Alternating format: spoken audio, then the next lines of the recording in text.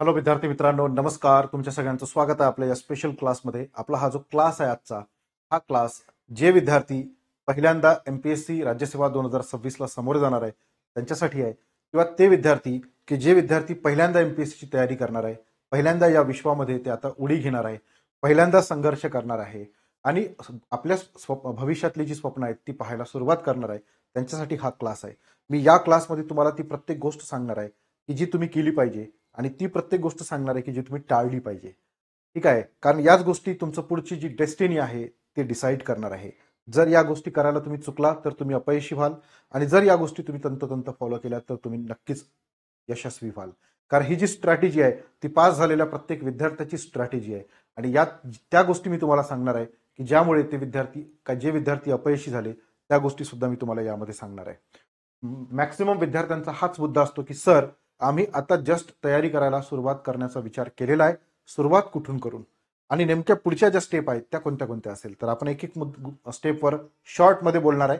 Okay, चला सुरू करूया. महाराष्ट्र लोकसेवा आयोगाच्या येणाऱ्या सर्व परीक्षांसाठी हा जो क्लास आहे तो तुमच्या कामी आहे. जर तुम्ही 2026च्या परीक्षांसाठी इतिहास किंवा पॉलिटिकल सायन्स हा जर ऑप्शनल तुम्ही निवडला असेल तर आम्ही हे जे दोन्ही ऑप्शनल आहे ते तुम्हाला कव्हर करून देणार आहे. आपल्या प्लॅटफॉर्मवर हे दोन्ही ऑप्शनल होणार आहे. मार्केटपेक्षा खूप कमी फीजमध्ये हे आपण ऑप्शनल घेणार आहे. ठीक आहे, जर तुम्ही इतिहास हा ऑप्शनल घेतला असेल तर 18 महिन्याचा ऍक्सेस तुम्हाला मिळेल आणि तुम्ही घर बसल्या हा ऑप्शनल तुम्ही कंप्लीट करू शकणार आहे.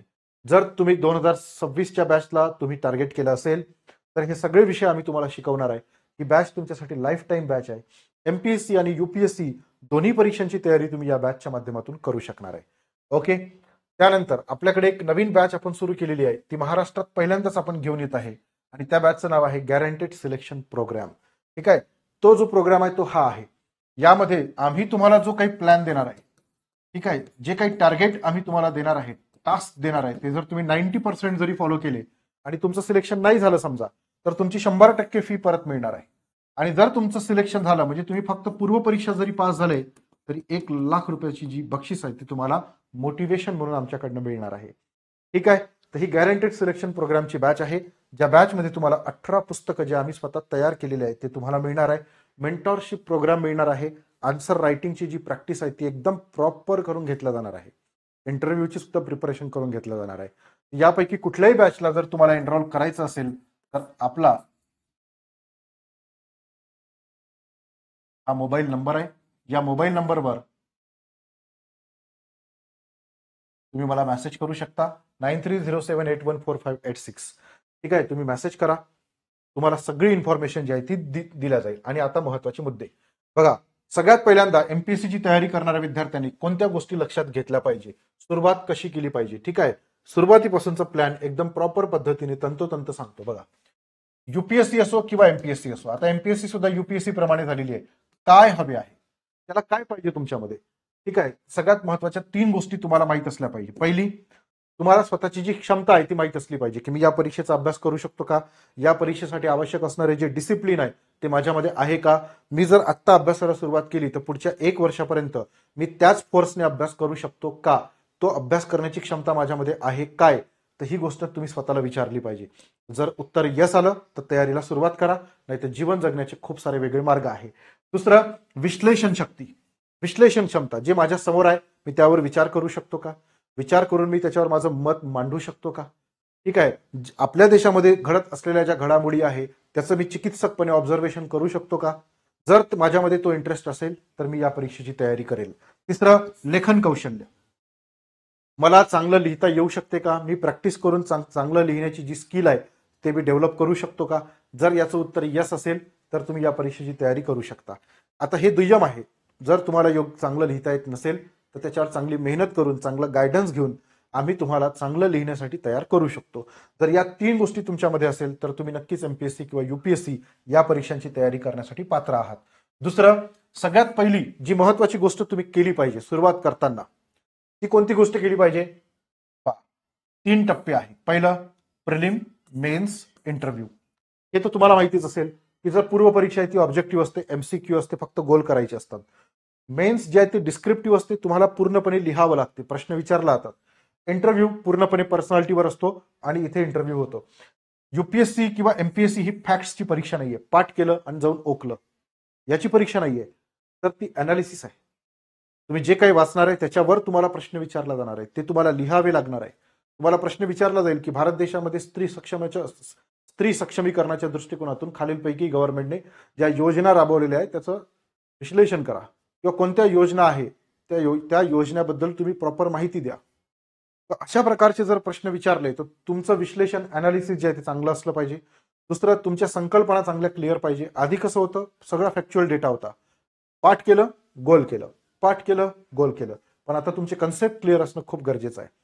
जीडीपी म्हणजे काय, जीएनपी म्हणजे काय, ठीक आहे, त्यानंतर वसाहतवाद म्हणजे काय, राष्ट्रवाद म्हणजे काय, ठीक आहे, ह्या ज्या संकल्पना आहेत त्या तुमच्या पूर्णपणे क्लिअर असल्या पाहिजे. कारण त्या संदर्भातले जे प्रश्न आहेत ते तुम्हाला परीक्षेमध्ये विचारले जातात.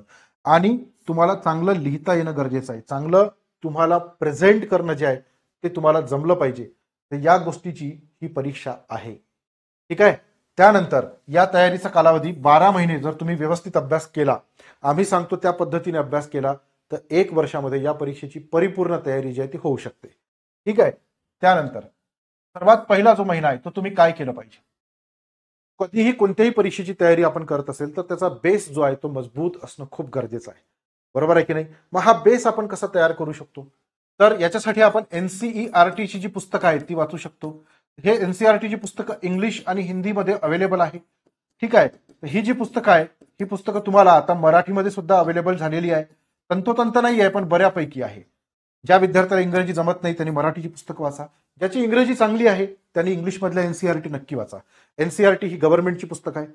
तुमचा जो बेस आहे तो अतिशय चांगल्या पद्धतीने तयार करण्याचं काम एनसीईआरटी करते. अतिशय ऑथेंटिक बुक्स आहे. ठीक आहे. खूप चांगला कंटेंट आहे. लँग्वेज अतिशय सोपी आहे. तर त्यातून तुमचा जो बेस आहे तो अतिशय चांगल्या पद्धतीने तयार होईल. तुम्ही history, geography, polity, economy, environment यांच्या एनसीईआरटी तुम्ही वाचल्यास पाहिजे. Art and culture, world history NCERT तुम्ही वाचल्यास पाहिजे. कोणत्या कोणत्या एनसीईआरटी वाचल्या पाहिजे या संदर्भात आपण स्पेशल सेशन घेतलेला आहे. वैभवराव सर एनसीईआरटी असं जरी तुम्ही टाकलं तरी तुम्हाला कोणत्या कोणत्या क्लासच्या एनसीईआरटी वाचल्या पाहिजे याची माहिती तुम्हाला इथे मिळेल. दुसरं, तुम्ही रोज 1 तास न्यूजपेपर वाचलाच पाहिजे. तुमचं इंग्रजी अतिशय उत्तम असेल तर तुम्ही हिंदू आणि इंडियन एक्सप्रेस वाचा. नसेल तर आपला मराठीतला लोकसत्ता नावाचा जो पेपर आहे तो जिंदाबाद आहे, हा जरी तुम्ही वाचला तरी जमते, काही विषय नाहीये. पण वाचायचं काय, त्यातले एडिटोरियल वाचा, नॅशनल न्यूज ज्या आहेत त्या वाचा, लोकरंग पुरवणी येते ती पुरवणी तुम्ही वाचली पाहिजे. ठीक आहे. त्यानंतर ऑप्शनल कोणता घ्यायचा ते तुम्हाला निवडणं गरजेचं आहे. ऑप्शनल निवडणं गरजेचं आहे. का रे, कारण तो 500 मार्कांचा आहे आणि याच्यामध्ये तुम्हाला चांगला स्कोर जर करता आला तर तुम्हाला 100% पोस्ट मिळते. म्हणून आपल्याला निवडायचा आहे तो. आपली आवड तिथे युपीएससीने किंवा एमपीएससीने मागितलेली आहे. तर मग आपल्याला आवडते तो ऑप्शनल निवडायचा. ऑप्शनल कसा निवडायचा या संदर्भातले जे गायडन्सचे जे सेशन आहे ते आपण युट्यूबवर घेतलेले आहे. How to choose optional Vaibhav sir असं जरी लिहिलं तरी तुम्हाला ऑप्शनल निवडण्यासाठी कोणते पॅरामीटर असले पाहिजे ते तुम्हाला कळेल. त्यानंतर तुमचा एक अतिशय चांगला प्लॅन तयार करा. तुम्हाला एकूण किती वेळ मिळतो दिवसातून त्या वेळेनुसार तो प्लॅन तयार करा. ठीक आहे. जर तुम्ही प्लॅन चांगला बनवला नाही तर मग तुम्ही फेल व्हाल. बरोबर आहे की नाही. मग प्लॅन जर आपण चांगला बनवला तर फेल होणार का आपण, नाही होणार. ठीक आहे. तुम्ही जर पूर्ण वेळ अभ्यास करत असाल 8 ते 10 तासाचा रोजचा प्लॅन जो आहे अभ्यासाचा तो तुम्ही बनवू शकता. ठीक आहे. प्लॅन तयार करत असताना तो प्लॅन कसा तयार केला पाहिजे त्याचा एक हिंट मी तुम्हाला देतो. बघा, पुढच्या 12 महिन्याचं ढोबळमानाने म्हणजे एक रफली जे प्लॅनिंग सेशन आहे ते तुम्ही तयार केलं पाहिजे. या 12 महिन्याला 12 वेगवेगळ्या महिन्यांमध्ये तुम्ही डिवाइड करायचं. एका वर्षाला वेगवेगळ्या 12 महिन्यामध्ये डिवाइड करायचं असं म्हटलं तरी चालेल. ठीक आहे. मग हा 1 महिना, हा 2रा महिना, हा 3रा महिना, हा 4था महिना, हा 5वा, असे 12 महिने झालं. या 12 महिन्यातल्या पहिला जो महिना आहे त्याला 4 आठवड्यांमध्ये तुम्ही डिवाइड करा. प्रत्येक वीक मध्ये डिवाइड करा. पहिला वीक, 2रा वीक, 3रा वीक आणि 4th वीक. आणि आपण जो डिटेलमध्ये प्लॅन तयार करणार आहे तो वीकचा प्लॅन तयार करायचा. कारण एका आठवड्यातला जो प्लॅन आहे तो तुटण्याची शक्यता जी आहे ती कमी राहते. वर्षभराचं नियोजन केलं तर 100% गडबडते. नियोजन करायला 2 महिने लावतो आणि 12 महिने ते काही फॉलो होत नाही. ठीक आहे. म्हणून प्लॅन तयार करत असताना एक रफली 12 महिन्यात माझा पूर्ण अभ्यास झाला पाहिजे. 1 महिन्यात माझा जवळपास 12 महिने आहे तर 10% अभ्यास माझा कंप्लीट झाला पाहिजे, हे टार्गेट आपण ठेवलं पाहिजे. मग ह्या 1 महिन्याच्या टार्गेटला तुम्ही 4 वीकमध्ये डिवाइड करा. कारण एका महिन्यामध्ये 4 वीक असतात. पहिला जो वीक आहे त्याच्यामध्ये 6+1 जो फॉर्म्युला आहे तो तुम्ही लावला पाहिजे. 6+1 म्हणजे काय? 6 दिवस अभ्यास, 1 दिवस रिव्हिजन. अशा पद्धतीने तुम्ही प्लॅन तयार करा. मी जर तुम्हाला विचारलं काय रे तुझं पुढच्या आठवड्याचं नियोजन काय आहे, तर तुम्ही सांगू शकलं पाहिजे मी सोमवारी या विषयाचा अभ्यास करणार आहे, मंगळवारी या विषयाचा करणार आहे, बुधवारी या विषयाचा करणार आहे, शनिवारपर्यंत माझा हा प्लॅन आहे. हा तुमच्याकडे पूर्ण रेडी पाहिजे. कारण जर तुम्ही स्वतःला टास्क दिले नाही तर ते तुमचे कधीच कंप्लीट होणार नाही, वेळेत कंप्लीट होणार नाही. आपल्याला वेळेत कंप्लीट होणं गरजेचं आहे, नाही तर दुसरा अटेम्प्ट लागेल, पुन्हा तिसरा अटेम्प्ट लागेल, असंच होत राहते पोरांचं. ठीक आहे. तर अशा पद्धतीने तुम्ही प्रत्येक महिन्याला वीकमध्ये डिवाइड करून तुमचा प्लॅन जो आहे तो तयार केला पाहिजे. याच्यामुळे काय होईल की 6 दिवस अभ्यास केला तर 1 दिवस रिव्हिजन केली, पहिली रिव्हिजन 1 आठवड्यामध्ये होईल, दुसरी जी रिव्हिजन आहे ती मंथमध्ये तुमची बसेल. बरोबर आहे? येस. अशा पद्धतीने तुम्ही तुमचा प्लॅन तयार करा आणि मग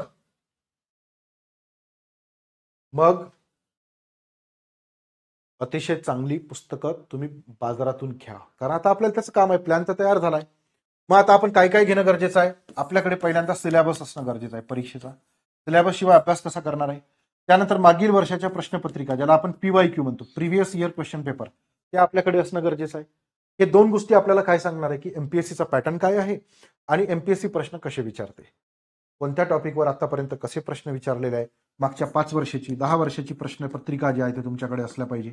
जर तुम्ही युपीएससीच्या प्रश्नपत्रिका कोणत्या घ्यायच्या असं जर म्हटलं तर तुम्ही 2010 पासून तर 15 पर्यंतचे प्रश्न पहा. एमपीएससीला हा पॅटर्न 10-12 वर्षाच्या आधी होता. 2010च्या आणि 11च्या प्रश्नपत्रिका तुम्ही पाहू शकता. प्रिलिमसाठी मागच्या 7 वर्षाच्या प्रश्नपत्रिका तुम्ही पहा. ठीक आहे. 21,000 प्रश्नसंच वगैरे पुस्तकं येते. या 21,000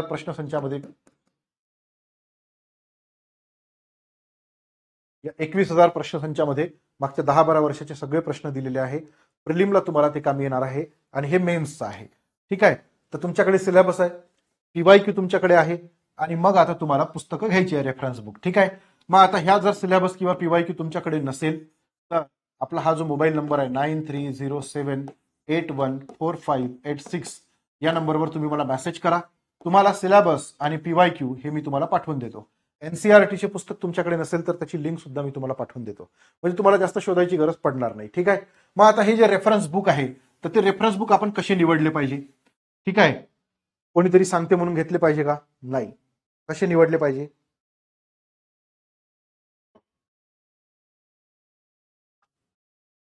पहा, माझं एक मत आहे की जर तुम्ही पूर्ण वेळ अभ्यास करणारे विद्यार्थी असाल तर एखाद्या विषयासाठी 1 किंवा जास्तीत जास्त 2 पेक्षा जास्त रेफरन्स बुक तुम्ही वापरलेच नाही पाहिजे. जास्तीत जास्त तुमच्याकडे पुस्तकांची संख्या 20 एवढीच असली पाहिजे. याच्यापेक्षा जास्त पुस्तकं तुमच्याकडे असेल, तुम्ही घरातल्या ज्या रॅक आहेत त्या पूर्णपणे भरून ठेवलेल्या असेल, काय गरज आहे त्याची? आपल्याला काय ग्रंथालय तयार करायचं आहे का घरात? नाही. 10 पुस्तकं एक वेळ वाचण्यापेक्षा एकच पुस्तक आपल्याला 10 वेळ वाचायचं आहे, कारण त्याचा जास्तीत जास्त अर्थ आपल्याला समजला पाहिजे. ते पुस्तक असं पूर्ण कोळून पिलं पाहिजे आपण. समजलं? लक्षात आलं? Very good. म्हणजे एका विषयासाठी 1 किंवा जास्तीत जास्त 2 एवढंच पुस्तकं आपण बाजारातून घेतले पाहिजे. मग एका वेळेस सगळे पुस्तक घेतले पाहिजे का? नाही. आता मला सांगा की जो प्लॅन तुम्ही तयार करणार आहे कसा, की जर तुम्ही पहिले एमपीएससीचा प्लॅन कसा तयार करायचा त्याच्यावर मी बोलतो आणि पुस्तक कसे वाचले पाहिजे ते मी तुम्हाला तिथे नक्की सांगेल. ठीक आहे. पहा, आता तुम्ही प्लॅन तयार केलेला आहे. प्लॅन तयार करत असताना कधी लक्षात ठेवा, पूर्व परीक्षा आणि मुख्य परीक्षा या दोन्ही परीक्षांची आपल्याला एकत्र तयारी करायची आहे. पहिले प्रिलिमची करतो, प्रिलिम झाल्यावर मग मेन्सची करतो, असं नाही करायचं आहे. का? कारण पूर्व परीक्षेला आपल्याला हिस्ट्री आहे, ज्योग्राफी आहे, इंडियन पॉलिटी आहे, इकॉनॉमिक्स आहे, सायन्स आहे आणि करंट अफेअर आहे. मेन्सला आपल्याला हिस्ट्री आहे, ज्योग्राफी आहे, इंडियन पॉलिटी आहे, इकॉनॉमिक्स आहे, सायन्स अँड टेक आहे आणि करंट अफेअर पण आहे. मग जे प्रिलिमला आहे तेच मेन्सला आहे की नाही? मग इथे फक्त काय असणार आहे, तुम्हाला MCQ विचारला जाणार आहे, म्हणजे 4 ऑप्शन मध्ये एक जो योग्य ऑप्शन आहे त्याला तुम्ही गोल करणार आहे आणि इथे तुम्हाला डिस्क्रिप्टिव्ह उत्तर लिहायचे आहे, म्हणजे आन्सर रायटिंग करायची आहे. पण कंटेंट तर तो सेम आहे ना? सेम आहे. मग याची एकत्रित तयारी करा. एकत्रित तयारी करत असताना मुख्य परीक्षेचे PYQ समोर ठेवायचे आणि पूर्व परीक्षेचे सुद्धा प्रिव्हियस इयर क्वेश्चन पेपर समोर ठेवायचे. मग आता 1857चा टॉपिक जर आपण वाचत असेल उठाव, तर पाहायचं की त्याच्यावर मेन्सला कसे प्रश्न आले आणि प्रिलिमला कसे प्रश्न आले. एकत्रित अभ्यास करा. कारण रूल हा आहे की जर तुम्हाला 31 मेच्या परीक्षेला जर तुम्ही टार्गेट केलं असेल, 2026ला केलं असेल किंवा येणाऱ्या 2027ला केलं असेल, कधी केलं असेल, तर तुमच्या पूर्व परीक्षेच्या आधी तुमचा मेन्सचा अभ्यास झालेला असला पाहिजे. मेन्सचा अभ्यास झाला पाहिजे. जर मेन्सचा अभ्यास नाही झाला आणि तुम्ही पूर्व परीक्षा जरी पास झाला तर मुख्य परीक्षा पास होत नाही. कारण 4च महिन्याचा वेळ असते आणि एवढी मोठी मुख्य परीक्षेचा अभ्यास कसा होणार आहे? पॉसिबल नाहीये. म्हणून प्लॅन तयार करत असताना मेन्सचा जो GS1, 2, 3 हा आपण आधीच कंप्लीट करून ठेवायचा. ऑप्शनल हा आधीच तुमचा पूर्व परीक्षेच्या आधी कंप्लीट झालेला असला पाहिजे. जर नाही झाला तर कमीत कमी या ऑप्शनलचे 2 पेपर असतात, त्यापैकी एक पेपर तरी तुमचा कंप्लीट झालेला असला पाहिजे. काहीतरी शक्यता राहते मग मेन्स निघायची. माझं तर मत आहे की प्रिलिमच्या आधी तुमची मेन्सची तयारी झालीच पाहिजे. मग राहते फक्त GS4 इथिक्स. हा तुम्ही नंतरही करू शकता, त्याला आधी केलाच पाहिजे असं काही नाहीये. पण मग 4 महिन्यात तो होईल आणि बाकीचा जो अभ्यासक्रम आहे त्याची रिव्हिजन. हाच आपला प्लॅन असला पाहिजे, हाच तुमचाही प्लॅन असला पाहिजे. जर हा प्लॅन तुम्ही तयार करू शकत असाल तरच तुम्ही MPSCची तयारी करा. पहिले प्रिलिम मग मेन्स करतो अशाने कधी कोणीही परीक्षा पास होऊ शकत नाही. आता जे प्रिलिम पास होतील पोरं त्यांच्यासाठी सगळ्यात मोठं चॅलेंज काय? मेन्सची तयारी कशी करायची, कधी करायची, एवढा मोठा अभ्यास आहे की नाही? समजलं तुम्हाला? Very good. मग याच्यासाठी तुम्ही काय करू शकता? याच्यासाठी बघा तुम्ही काय करू शकता. प्लॅन तयार करा. त्याच्यामध्ये पहिले GS1 घ्या, याला तुम्ही एक टार्गेट द्या काही दिवसांचं. मग GS2 घ्या, त्याला टार्गेट द्या की इतक्या दिवसामध्ये माझा तो कंप्लीट होणं गरजेचं आहे. मग GS3 घ्या, तो माझा कंप्लीट होणं गरजेचं आहे. सोबत ऑप्शनलची थोडी थोडी सोबत तयारी करणं चालू करा. ओके. जर तुम्ही 10 तासाचा अभ्यास करत असाल तर 2 ते 3 तास तुम्ही ऑप्शनलला द्या आणि उरलेला 7 तासाचा वेळ जो आहे तो तुम्ही GSच्या तयारीला द्या. या दोन्ही गोष्टी तुम्ही सायमल्टेनियसली पॅरलली करणं गरजेचं आहे आणि हीच पद्धत आहे अभ्यास करायची. याच्यापेक्षा वेगळी पद्धतच नाहीये. समजलं? मग पहा, जर तुमचा GS1 मध्ये हिस्ट्री आहे, जिओग्राफी आहे, हिस्ट्रीचा अभ्यास तुम्ही केला, ओके, तुम्ही 2 विषय सोबत घेतले, हिस्ट्री आणि जिओग्राफी, 2 सोबत घ्या तुम्ही, तर तुमच्याकडे 7 तासाचा वेळ आहे. 2 विषय सोबत घ्या. हे जे 2 विषय आहे त्याचा अभ्यास करत नेला तुम्ही. हे 2 विषय पूर्ण झाले.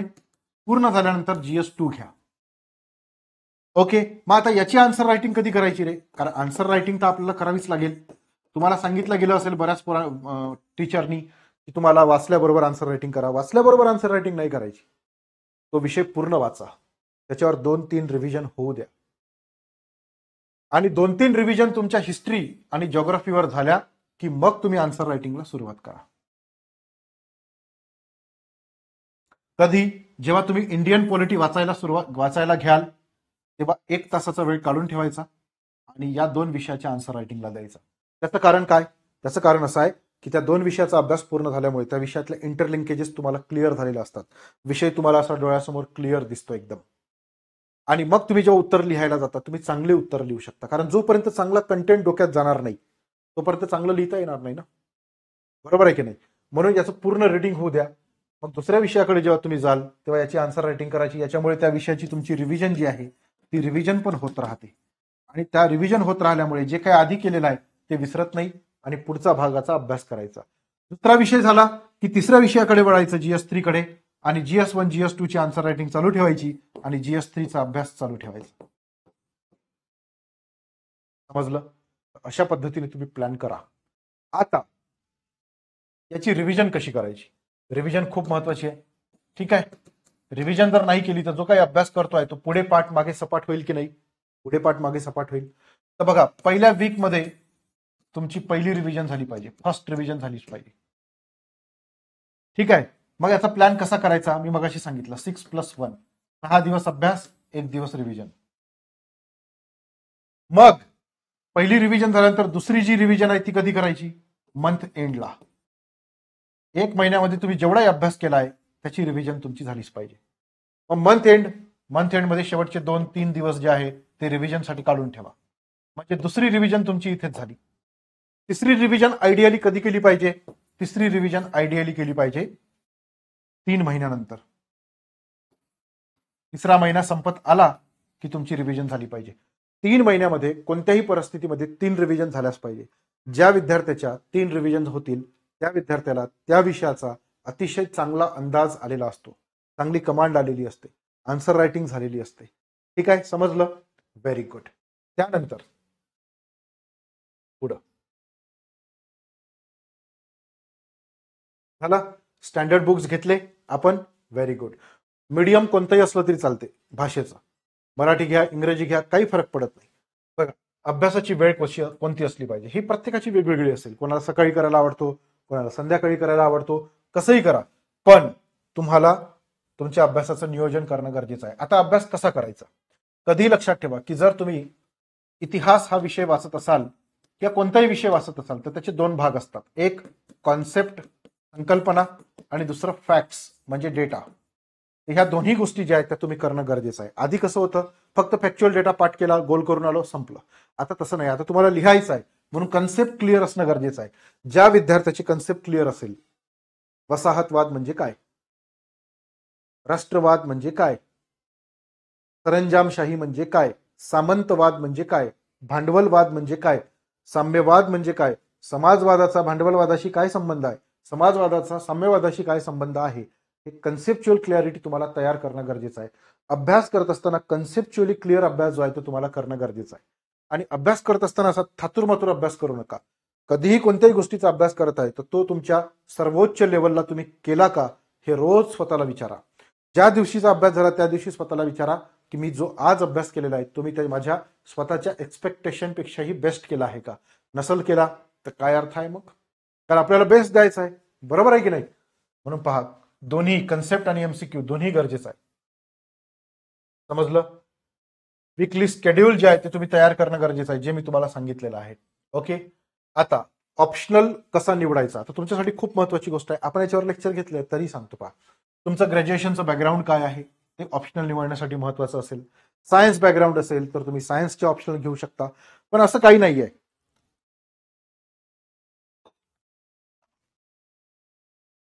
पहा, लक्ष द्या, असं काही नाहीये.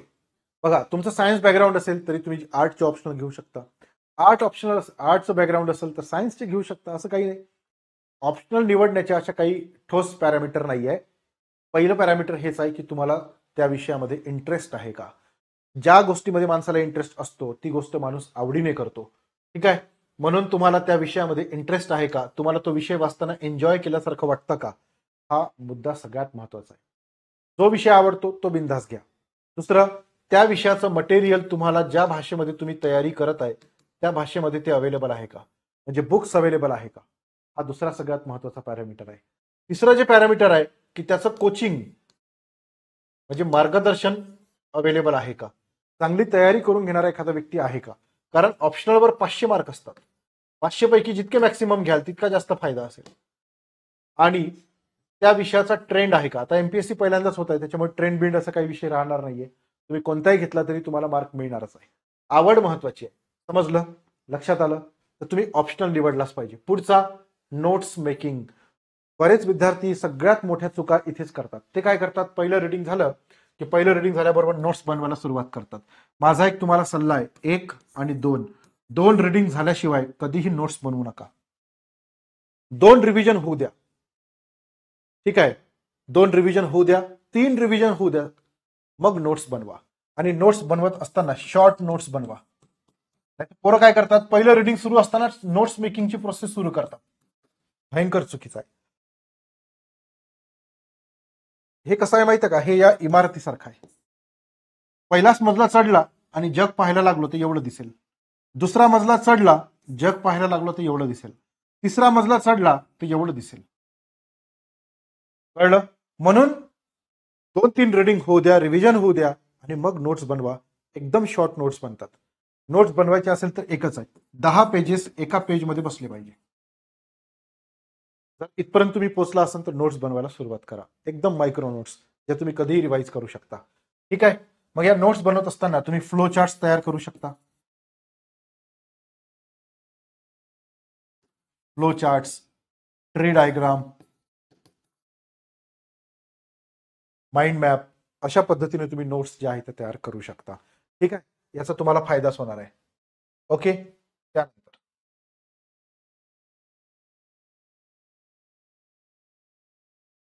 काही गोष्टी अवॉइड करणं गरजेचं आहे. ठीक आहे, त्यावर मी बोलणारच आहे. पण सगळ्यात महत्वाचा मुद्दा सांगतो पुन्हा, की मार्गदर्शन. जे नवीन विद्यार्थी असतात त्यांना प्रॉपर मार्गदर्शन मिळणं गरजेचं आहे. याची भूमिका खूप महत्वाची असते. बघा, हा चौक आहे, इकडे एक रस्ता गेला, इकडे एक रस्ता गेला, इकडे एक रस्ता गेला. ठीक आहे, तुम्ही चौकात उभे आहे आणि तुमचं यश जे आहे ते तुमचं यश समजा या दिशेनं आहे. पण तुम्ही तयारी करण्याची तुमची दिशा चुकली आणि तुम्ही इकडे चाललात आणि रोज 10 तास अभ्यास करत आहे, काय फायदा होईल का? फायदा नाही होणार, कारण तुमची दिशा चुकलेली आहे. जर तुमची दिशा योग्य असती आणि तुम्ही 5 तास जरी अभ्यास केला असता तर पहिल्या, दुसऱ्या नाही तर तिसऱ्या अटेम्प्ट मध्ये पोहोचलाच असता, कारण दिशा योग्य आहे. तर अभ्यासाची दिशा जी आहे ती योग्य समजण्यासाठी तुम्हाला चांगल्या गायडन्सची गरज आहे, चांगल्या मार्गदर्शनाची गरज आहे. नवीन पोरं इथेच फसतात. ज्या विद्यार्थी ते काय करतात, आपल्या जवळच्या विद्यार्थ्याचं मार्गदर्शन घेतात. त्याने 2-4 वेळा परीक्षा दिलेली आहे, पण ते ऑब्जेक्टिव्ह पॅटर्न मध्ये दिलेली आहे. त्याला स्वतः मार्गदर्शनाची गरज आहे आता डिस्क्रिप्टिव्ह पॅटर्न मध्ये. तर तुम्ही मार्गदर्शन घेत असताना तो विद्यार्थी खरंच एबल आहेत का, तो आपल्याला चांगलं गाईड करू शकते का, त्याचंच तुम्ही ऐका. निगेटिव्ह लोकांपासून दूर राहा, ते तुम्हाला पूर्ण निगेटिव्ह बनवतील. पॉझिटिव्ह वातावरणामध्ये राहा. ठीक आहे, स्पीड वाढेल तुमच्या अभ्यासाची. म्हणून काय करा, की योग्य दिशा जर तुम्हाला पाहिजे असेल तर तुमच्यासाठी मार्गदर्शन खूप महत्वाचं आहे. कोचिंग क्लास तुम्हाला इथं तेवढ्या पुरता फायदा नक्कीच करून देतात. बघा, कोचिंग क्लासची भूमिका फक्त 10% असते, तुमची स्वतःची भूमिका 90% असते. कारण यांनी जे काही प्लॅन तुम्हाला दिलेला आहे तो तुम्ही फॉलो करता का, त्याच्यावर सगळ्या गोष्टी ज्या आहेत त्या डिपेंड करत असतात. विचार करा, की तुम्हाला एक अटेम्प्ट जरी जास्त लागला तर 12 लाख रुपये पगाराचं नुकसान आहे. 1 वर्षाचं प्रमोशन तुम्हाला उशिरा मिळेल. जे अतिरिक्त फ्रस्ट्रेशन वाढत आहे ती गोष्ट वेगळीच आहे.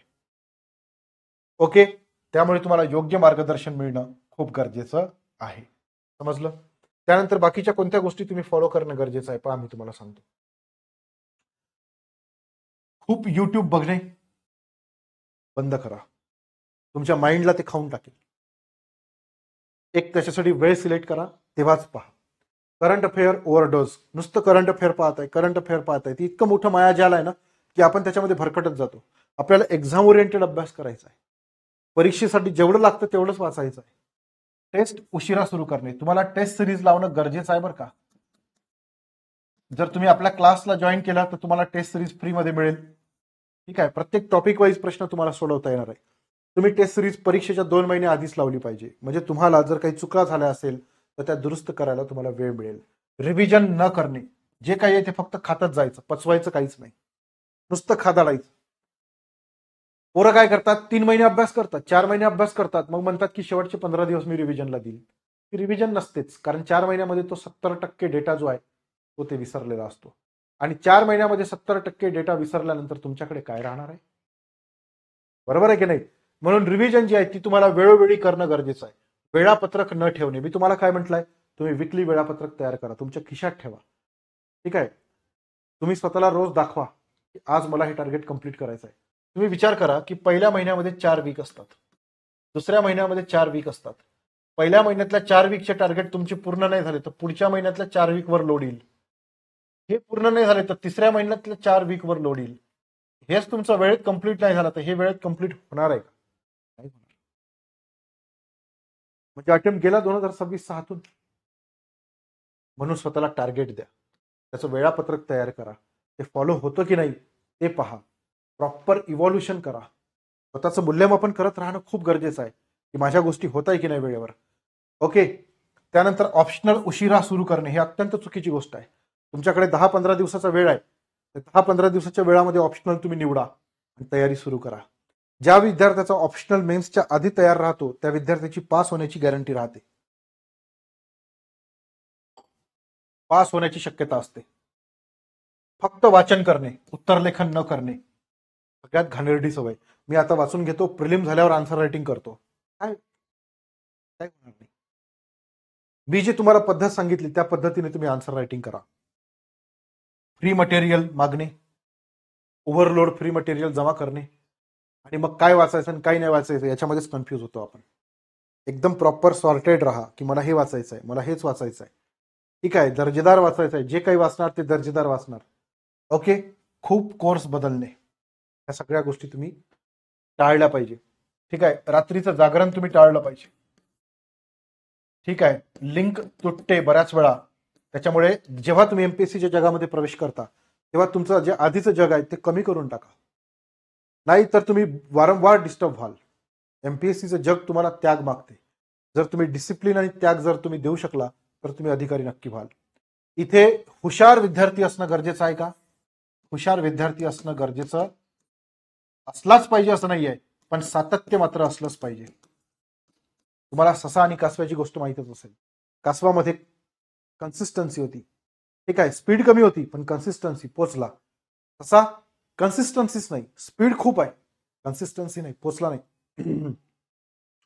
एमपीएससीची जर रेस जिंकायचं असेल तर कन्सिस्टन्सी असलं पाहिजे.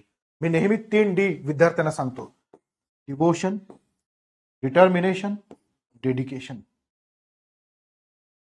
एमपीएससी पास व्हाल. कळलं?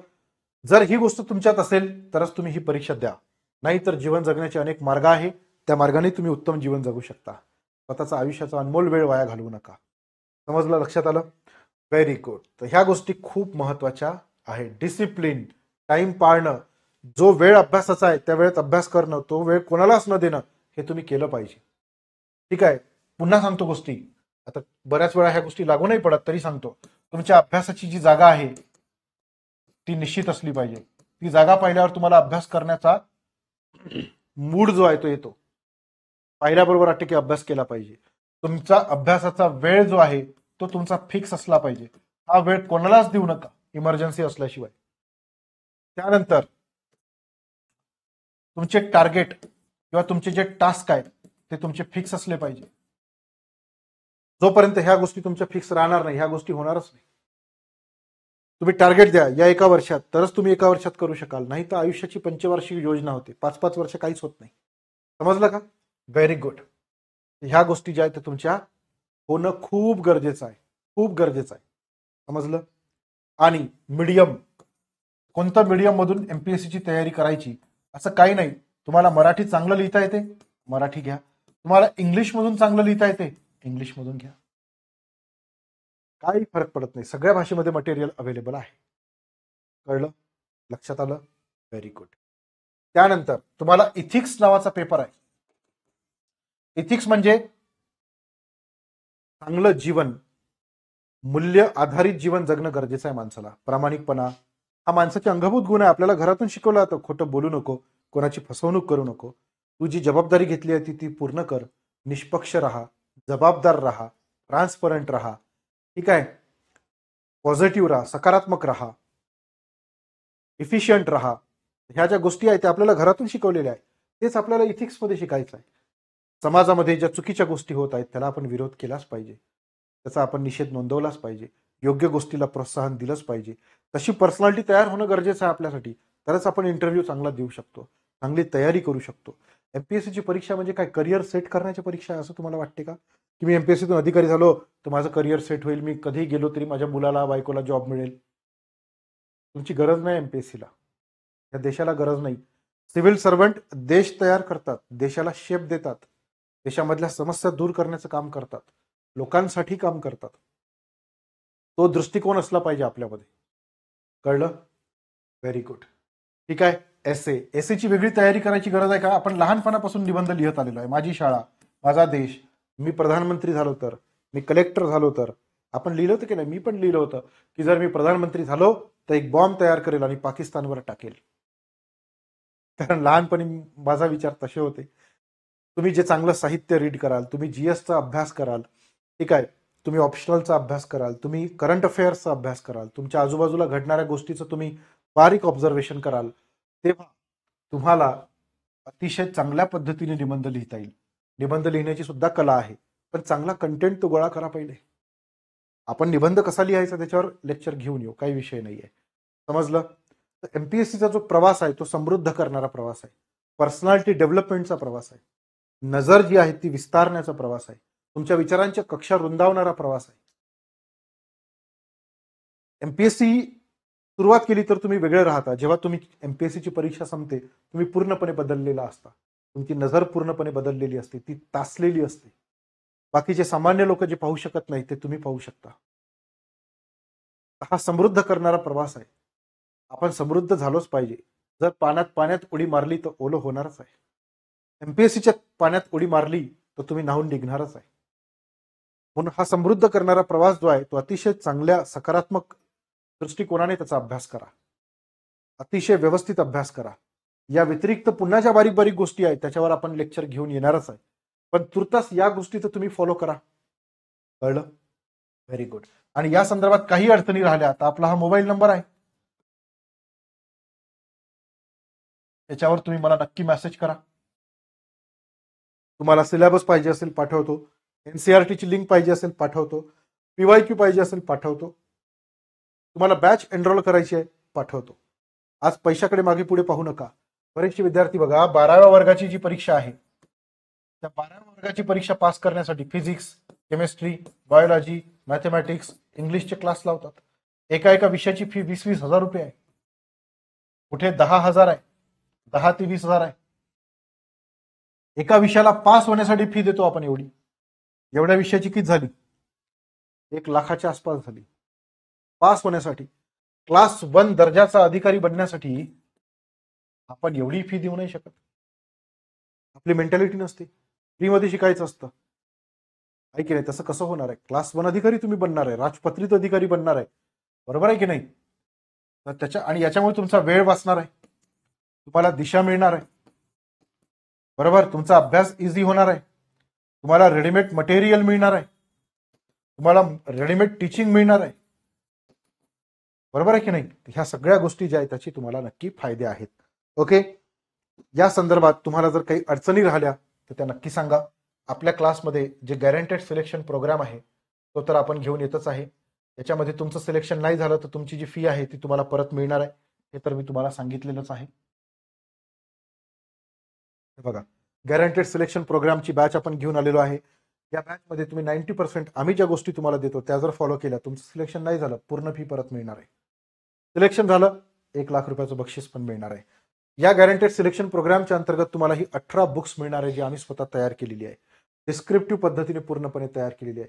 प्राचीन आणि मध्ययुगीन भारताचा इतिहास, महाराष्ट्राचा इतिहास, art and culture, science and technology, ethics, ठीक आहे, पोस्ट इंडिपेंडन्स, एन्व्हायरमेंट, हे सगळे पुस्तकं, वर्ल्ड हिस्ट्री, सगळे पुस्तकं तुम्हाला मिळत आहे. ओके. याच्यासोबत मेंटॉरशिप प्रोग्राम मिळणार आहे. आन्सर रायटिंगची प्रॉपर प्रॅक्टिस करून घेतला जाणार आहे. 24 तासाच्या आत तुमची उत्तरं तपासून दिलं जाणार आहे. नोट्स मिळणार आहे तुम्हाला UPSCच्या लेवलच्या.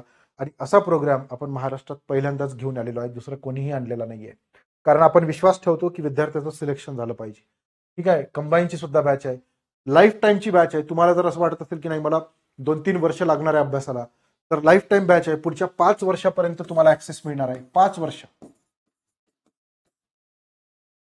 जेवढे नवीन बॅच येईल त्या सगळ्या तुम्हाला मिळणार आहे.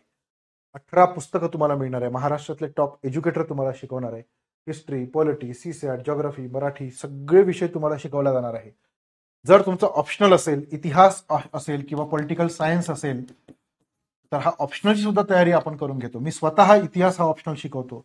माझा इतिहास या विषयामध्ये नेट झालेला आहे, सेट झालेला आहे, PhD करत आहे. ठीक आहे. इतिहास हा माझा UPSCचा ऑप्शनल सब्जेक्ट होता. गेल्या 8 ते 10 वर्षापासून मी तुम्हाला या क्षेत्रामध्ये शिकवत आहे. याचा तुम्हाला फायदाच होणार आहे. ठीक आहे. पुन्हा काही अडचणी राहिल्या तर आपल्या या सेशनच्या कमेंट बॉक्समध्ये मला नक्की सांगा. तुमच्या प्रत्येक कमेंट मी वाचतो. जर तुम्हाला वाटलं की एखाद्या मुद्द्यावर लेक्चर घ्यायचं आहे, त्या मुद्द्यावर आपण लेक्चर घेऊ. ओके. काही अडचणी राहिल्या तर नक्की सांगा. आज इथे थांबतो. तुमच्या अभ्यासाला सुरुवात करण्यासाठी माझ्याकडनं खूप खूप शुभेच्छा. तुमच्या स्वप्नपूर्तीच्या दिशेने जे तुम्ही वाटचाल केली आहे त्याच्यासाठी शुभेच्छा. या सगळ्या प्रवासामध्ये जर आमचं सहकार्य तुम्हाला लागलं तर नक्की सांगा. ठीक आहे. All the best. Thank you very much. Bye bye. Take care.